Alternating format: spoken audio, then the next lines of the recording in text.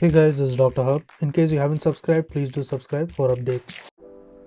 Structural alterations of the beta globin gene. So first one is the point mutation. Point mutation, the function is a protein folding and the disease is nothing but the sickle cell disease. Next is the transcriptional control. So this includes the beta thalassemia. Then comes the frame shift and nonsense mutation. This also includes the beta thalassemia. So what are the others associated with beta thalassemia? It is also the RNA processing. Then comes the deletion. So in case of deletion, it is a mRNA which is involved, mRNA production. This includes the beta not thalassemia and the hemoglobin leper. Then comes the rearrangement.